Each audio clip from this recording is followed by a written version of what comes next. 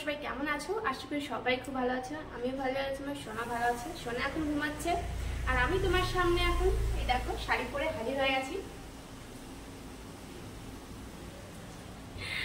তো পুজো দিয়ে চলে এসেছি। চলো এর আগে কি কি কাজ করেছি চলো দেখা যাক। দেখো বন্ধুরা, এখন আমি ঘর মুছবো আর সামনে পর্দা দিয়ে রেখেছি, কেন কি ওখান দিয়ে ভীষণ রোদ আসে। রোদটা এসে পুরো এই দরজায় লাগে, দেখেছো? দরজা কিন্তু ফেটেও গেছে, দেখো এই সাইডটা দেখো, দেখেছো? মানে এত পরিমাণে রোদটা লাগে না দরজার উপরে, দরজাটা পুরো ফেটেই গেছে। এই দেখো আমাদের মেন দরজাটা কেমন বলো তো, দেখেছো তো? তো দেখো আমি এখন ঘরটা মুছে ফেলি। অবশ্য ঘর মোছা হয়ে গেছে, অল্প একটুই আছে, কিন্তু আমার সোনা এখন এই দেখো সোনা চলে এসছে এইখানে। এই দেখো কোলে নিতে বলছে, তো আমি ওকে এখন কোলে নিই। আর কালকে ঝড়ে প্রচুর আম পড়েছে, তোমাদের এখন আমটাকে দেখাবো। চলো চলো বাবা, আম তো দেখাই, চলো তো আসো তো। মানে বিশ্বাস তো হচ্ছিল না যে কালকে ঝড় হয়েছে, বৃষ্টি হয়েছে। তো এখন দেখাচ্ছি কত আম পড়েছে গাছের থেকে। এবার গাছে বেশি আম হয়নি, এই দেখো দেখেছো আমগুলো। মাম্মি গেছে জামা কাপড় ধুতে, ওখান থেকে এসে আমগুলোকে কাটবে, কেটে শুকিয়ে আচার বানাবে, বুঝলে তো? এই দেখো দেখো বন্ধুরা, আমরা চলে এসেছি আবার এখানে। মাম্মি সব আমগুলোকে ধুয়ে ফেলেছে, দেখো কতগুলো আম। এখানে বটি, ওখানে রাখবে কেটে কেটে। গাবলাটা এরকম চেহারা কারণ কি এর মধ্যে রাত্রেবেলা আমার সোনার জামা কাপড় ভিজে রেখেছিলাম, তারপরের দিন সকালবেলা দেখি এরকম অবস্থা হয়ে গেছে। দেখো কি অবস্থা, নোংরা নয় কিন্তু এটা দাগ হয়ে গেছে সার্ফের জলের। আর আমার সোনার পরশু দিনকে ডাইপার অর্ডার দিয়েছিলাম, এর জন্য ডাইপারের এটা নতুন প্যাকেট। এখন মাম্মি কাটবে, কেটে রোদে দেবে। এটার পর কাটবো না, এটার পর মেলবো না।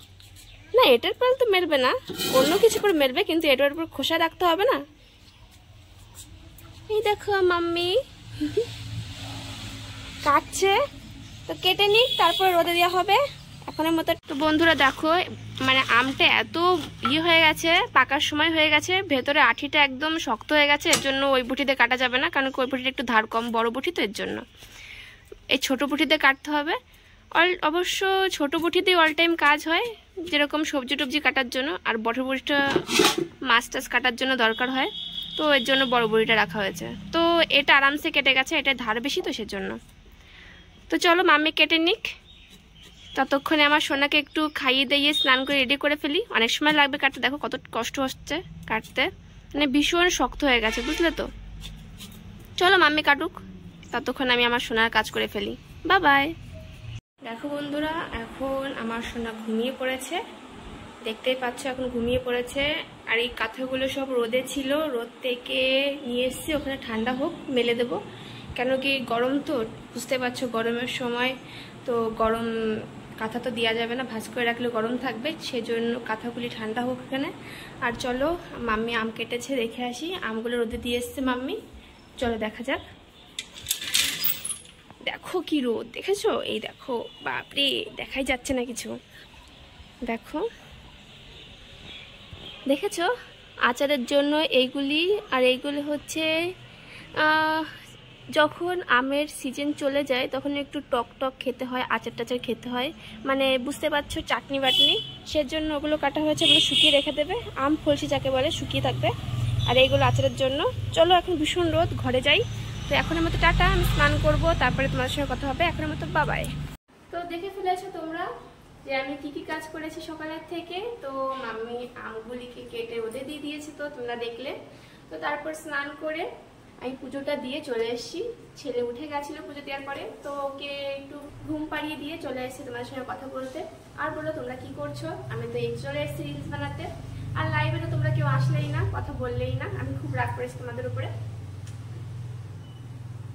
কে আমের আচার কে কে খেতে পছন্দ করো তাই বলো। আমার তো খুব ভালো লাগে আমের আচার খেতে। তো এখন তো কেটে শুকানো হয়েছে, মানে রোদ দেওয়া হয়েছে, বাস ভালোই মেঘ মেঘ করেছে। এখন মনে হচ্ছে তুলতেই হবে আমগুলো, ঠিক আছে? না তাহলে বৃষ্টি পড়লে কিন্তু নষ্ট হয়ে যাবে আমগুলো। তা এর জন্য রোদ, হালকা রোদ হতে লাগুক, তো তারপরে আমের আচার বানানো হবে, তারপরে তোমাদের দেখাবো আমের আচারটা কিরকম।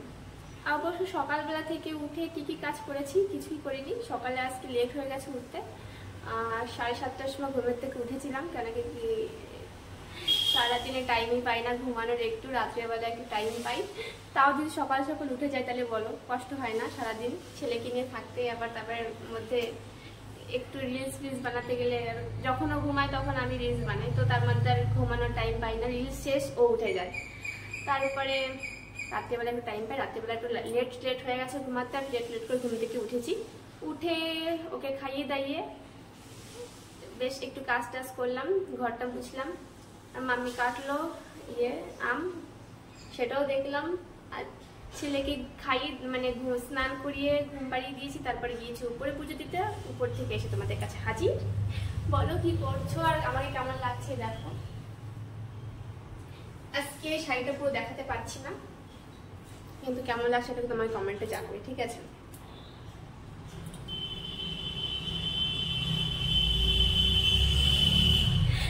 তো এখনের মতো টাটা বাই বাই। তোমরা সবাই ভালো থাকবে, আমাকে এত ভালোবেসে যাবে আর আমাকে সাপোর্ট করে যাবে।